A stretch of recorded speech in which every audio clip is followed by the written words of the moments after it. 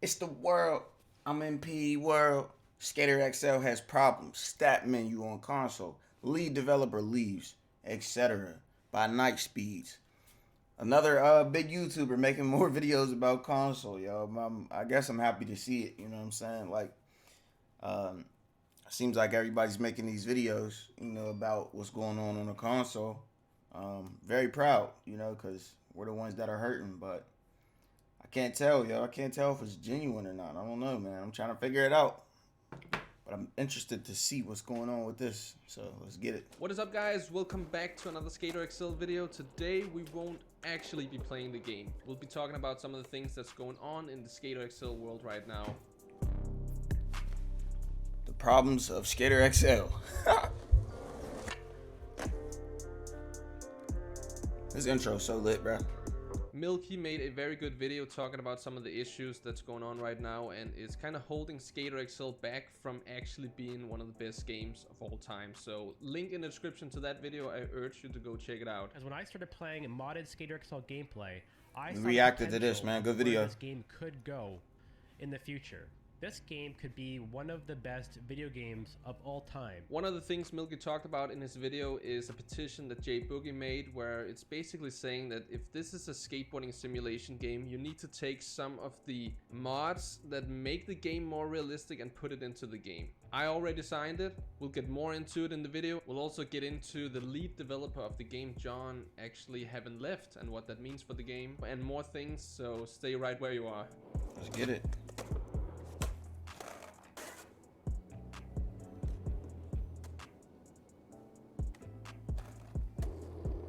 Let's just start the video out by taking a look at the petition made by Jay Boogie. So it says gameplay improvements for Skater XL, and it's almost at 5,000 signatures. I've already signed it, but Jay Boogie keeps asking me to sign it. Is that because I'm locked out or something? I don't know. But basically it says Skater XL is a skateboarding simulation, and yet it does not provide a true simulation of... I have no idea what I'm talking about here. But also stuff like XL graphics, also known as Babo settings. Since Skater XL is a Unity game, it's made on the Unity engine, and all Unity engine games has these post-processing effects. Now, you can't reach these effects in the actual game of Skater XL, but you can with mods. They're basically just opening up something that is locked inside of the game. And I just gotta say, up front, Skater XL, Easy Day Studios, they have been very, very nice to me. I was one of the first people that ever got to play the version that got released on early access on Steam. And just making that first reactions video definitely propelled my channel into something that it wouldn't be now if it wasn't for that video. They've also just shown so much support for me as a person and wanting me to do good. They've been buying me Christmas presents. I got a grip knife made from recycled skateboards, which we have right here if you want to see it. I think it's a pretty cool knife, and I'll be... This made me think, like, okay, so if Skater XL is buying niggas gifts and shit, like, is Garrett lying when he be saying, like, they're not paying me or no, like, they might be doing a little nice stuff for these people on the low, like, because all these big content creators be like, oh, Easy Day's not paying me to say this. I don't work for Easy Day. I'm not sponsored by Skater XL. But I didn't know they was giving people gifts and shit. So it's like maybe they are doing stuff like this for people and, swaying their opinions. I don't know, yo. I didn't know this type of stuff. It's just interesting. definitely gripping my future skateboards with this. In the early access days, they gave me a skateboard that I could hang on my wall with signatures from John, Jeff, and Dane. And that has honestly meant the world to me. I do genuinely love this game, vanilla or modded. I love it, and I would recommend it. See, man, I'm about to click off this video, bro. Like, I think dude's biased now at this point, bro. He's talking about he loves the vanilla game, bro. Niggas don't love vanilla, bro. Like, oh my gosh, bro. This is crazy, bro. The platform for the price it's at right now. Man, I knew this would turn into kind of a rambling video, but let's just move on to the petition again. Let me keep watching the though, man. Wishes are customizable stats, which means pop height, gravity, push force, and more. The sound mod, I think Jay Boogie also made that. It just makes the skating sounds sound way better. So yeah, for immersive gameplay, that's the way to go. As I mentioned, that Milky mentioned, deck customization, we need width on our boards, truck size, wheel size, and then the last thing we also already talked about, the graphics opening up. J-Boogie actually pulls out a really cool point here, because Easy Day Studios used to call Skater XL an instrument, so you could play it however you wanted. You basically just got something and then you could put your own creativity into that. And as he puts it, Skater XL is essentially a guitar with no headstock. Easy Day, please let us tune this so-called instrument that you have provided. If we take a look at the community, we can roll down. I see Ole has put a comment there. I have friends who refuse to buy the game because it's too floaty on console and they want it to be more realistic. Give the hardcore skaters a realistic way to play and it will bring a ton of new players in and provide infinite free advertisement because everyone will be making videos. I think there's a lot of truth behind that comment right there. And I would definitely say that all of this needs to be in the game and it's a big concern, but if I really had to say something that I thought needed to change, it's basically just transparency. Transparency from Easy Day Studios and what they want this game to be. Yeah, they gotta speak up more. In half a year, maybe 2 years, just, you know, to let us know where is this train going. I feel like I've always felt that, but I'm not a game developer, so I know there are several ways to go about this, especially for indie studios. You could go with the full-on open road where you say, listen up, here's a feature we thought could make the game cool. How would you guys like that? And then people could be like, oh, that would be so cool. And then the game developers would try to develop this feature and maybe it wouldn't be good, or maybe they couldn't do it at all and it would just let the people down. So I know why you would hold back on some points. But I feel like Skater XL has been at the point where, alright, we are 99% done with this feature right here. Now is the time we can actually talk about it and say that it's coming out. And to be honest, I do get that, but as a fan of the game, you know, you would wish that there was a bit more transparency, right, and you knew more where the game that you absolutely love is going. Like, give us a roadmap or something. I think this is one of the biggest differences from Easy Day Studios and Creature Studios, who is making Session. Session started out as a Kickstarter. You could back and you could help them fund actually getting to do the game. Where, you know, you can say whatever you want about that, but we got a whole roadmap of what Session wanted to have in the game. Like what amount of maps, what kind of features, would there be vert skating, very in-depth customization, all of that. You kind of knew what you put your money into. And I'm not saying there's a right or wrong. I'm not saying Easy Day versus Creature. I was just trying to pull up some different ways of going about it. I don't know if there's a right or wrong. I know personally I would want more transparency, and I think you get the point of that by now. Just the fact that lead developer John left, and I didn't really know about this until someone sent me an Instagram DM saying, hey man, this dude is saying stuff about you. Why haven't you said that lead developer John left? And I was like, what? I don't know this. I did notice when he said that I had been talking to 2 of the guys, whereas I normally talk to 3 guys. But I didn't think more about it. The lead developer was a developer. He should be focusing on developing the game. So I thought, well, I'm just in contact with the other good guys here. And they are good guys. I mean, you all know their names. I've interviewed them, so I probably shouldn't be holding back. But Dane and Jeff are awesome people. I think they truly want the best for Skater XL. Right now, we just don't know what they think is the best for Skater XL. Like the whole thing with the stats. Like we've talked about this for months. Now it's the time that, you know, J-Boogie and Milky are being public about it. Are there gonna happen anything now? I don't know about this. Are they gonna address it? I think as the lead developer John, he said as he left, is there are some big things in the work. Maybe they're doing like a progression system. I don't know. We can only big things don't work. Like what? And I don't always think that's healthy. You can get your hopes so high up and then you find out, wow, the next mod is only a mod integration. For me personally, I was impressed with the mod integration update. I'll be honest with you guys, I don't like modding the game. I do love the mods that make the game what it is, but I absolutely hate the whole process of modding. Skater XL was the first game I had to do it with, and I put it out for so long. I was playing the base vanilla early access only Courthouse. I played that for over 60 hours and I frankly loved it. When I finally figured out how to add the mods, like I thought I couldn't love it more, but I loved it even more. And that's why I say I still recommend this game on console. It's still a lot of fun. I've been putting hours into my Xbox, and when I've been visiting my parents, I've been putting hours into my dad's PS4. For someone like me that don't like modding, I love the update. I love that we could just browse modded content while in the game. We didn't have to go on a website, drag it into folders and stuff like that. It's not too complicated, but still removing all of those steps that in my head made modding boring or a chore or something. That was cool to me.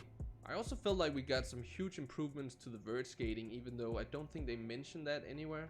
I don't fully know, but I know that from the last update, the people on console got, you know, some fake skate brands they could now rock with the mod integration system if it works, because there have been a lot of crashes. Even though I think they've ironed out most of the issues by It's working now. I haven't experienced any trouble when I've been playing on PS4 or Xbox One. The base models, there's some long loading times, but I still think the update's been good, as I mentioned in a video not too long ago actually. And this is another thing I mentioned recently in the video. I got so much hate for my video on that update because I was playing on PC. People on console had the game breaking on the first day. So I'm just trying to say that, like, console versus PC, it's two different games. But at the same time, adding mods to a game on console, that's kind of cool. I guess a lot of people say that it's not a big thing. We've already seen mods in Fallout 4 or other Fallout games. I don't know. I'm not too much into gaming these days, so I don't know. I just thought that it was impressive, and every time I had a meeting with the Easy Day Studios guys, they had to like keep reschedule it because apparently Dane was just on the phone all the time talking to Sony and Microsoft. So I got the impression that it definitely wasn't an easy feat to do. An easy task to do. And when it comes to John leaving, the lead developer, let's get back to that. I believe that he's the dude I was subscribing to on YouTube for I don't know how long, but I've been seeing Skater XL stuff way before it hit early access. I just didn't know it was that game that it was becoming into. So I think he basically created the base skeleton of Skater XL. And now that he's not there, what does that mean to the game? I don't know. I don't know how many people are working for Easy Day Studios right now, how many are developing. I know they were so happy for the community because they found modders they could officially add to the team. They added Theo, and I'm so sorry for not remembering who made. Shout out the modders. But they officially added those people to the roster.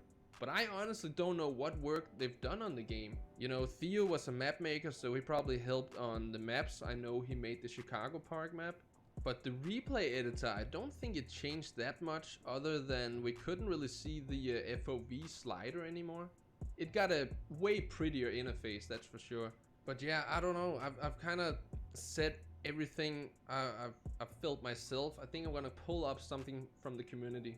Alright, so I'm gonna be quoting something here, and I won't say who said it, but basically the community has built the game for them, and now they're riding the coattails. They need to step up for console and players alike to even the playing field for all formats. And I think this is just because, you know, you feel there's a divide in the community. There's the console guys that, well, they do with what they can. And then there's the PC guys, which are like, you know, the gods that can change the game. And I think just simply adding a stats menu to console, that would unify the community way more than it is right now. Have I gotten everything I feel about this subject out? I think there's one more thing. The whole thing about I'm being a shill for Skater XL. Them haven't paid me to only put out positive content about Skater XL. I already talked about how I felt about the last update, why I thought it was good. And to be completely frank with you guys, I have been paid one time by Easy Day Studios. They paid me to make a 6-minute video for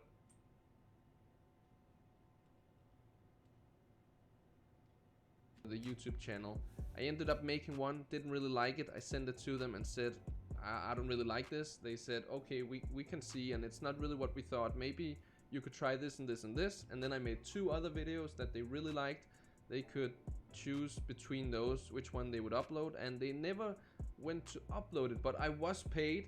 And then they, I think a day or 2 later, they used my original first impressions video of the full V1 launch. So they've been advertising that on Facebook. I think got over 2 million views. So yeah, I feel like I got paid for that instead of the videos. I don't know. They paid me. Hey man, y'all favorite Skater XL content creators is getting paid, man. Me generously, I think is the word. I think it's the same in English as it is in Danish. I hope so. Hope you know what I mean. But they don't pay me a certain amount of money for every Skater XL video I put out, and I'm positive about the game in it. I just put out the videos because, you know, I think it's a fun game. I like to play it. But I actually want to add something to that because I feel like I used to be a hardcore gamer, even though that sounds so awful to say. It's not like I was, you know, exceptionally good at one game, but I did play a lot of games. I remember collabing with Christian Owens once, back in the good old Skate 3 Nightspeeds days. And we were just talking after we filmed our videos, and he said, wow man, you got 55,000 gamer score, that's pretty impressive. And I was like, wait, what? Yeah man, that's a lot. And I was like, oh. Oh my god, I made my account like 4 months ago, so that was all in 4 months. I played so many video games. Nowadays, I mostly only play video games when I sit down in front of my desk about to record a video. Gaming isn't really that much part of my life anymore. It's just, it's not that I don't want to, but now it's only the occasional Mario Party with some friends or something. When I finally have free time, I want to go out and skate instead of playing skateboarding video games. I do my best to do that. But it's just to say that maybe the reason why I haven't been vocal about this before is because I don't honestly think it's been something I thought would improve my life in a way. It's just like I sit down here, I play a video game, I have fun for what it is. But yes, I would absolutely love to see these improvements in the game. I think the stat menu, sound mod, Babbo settings, all of that should be added to console. And if I have to say some improvements I would like to see as well, I'll just pull up the clips I showed you guys in the beginning, because if we really like study and zoom in on those, there are some things with the physics, board clipping through the ground and stuff. You know, you don't notice it watching it in real time, but once you do slow motion clips and stuff, you do notice these tiny things. And I know that's difficult to do because it is a physics-based game. And to be honest, I don't know how much work that is to fix that, but that's just one of the tiny things that I have noticed over the years that is still there today. But yeah, let's just wrap this up, because I think if I keep on talking, I'm just gonna go on an endless loop. I want to say I love this game. I love this game's community. I love the guys over at Easy Day Studios. Good luck to John with whatever he's gonna do now that he's not part of Easy Day Studios working on Skater XL. And thanks to you guys for being understanding, for being you. I appreciate you guys for watching. Let's just take a break tomorrow and see each other on Monday. So until then. Alright, y'all, that's it right there. That's a wrap. You know, dope video, man. Didn't know Buddy was getting any type of change from Skater XL, but I mean, I guess that's not a big deal. You know what I mean? You should want to get paid for anything that you're doing, especially if you got a nice, decent following, you know what I'm saying? Nice, decent fan base, you know, so I respect that, but, you know, sometimes it just make me think, like, is some of these things these content creators are saying, like, really coming from the heart, or is it, you know, coming from maybe a little bit of the bag is swaying them to say what they want to say? I don't know, yo. That's just kind of crazy. But, yeah, it's a wrap. When the world will I react to next? I don't know, man. Until next time, it's the world.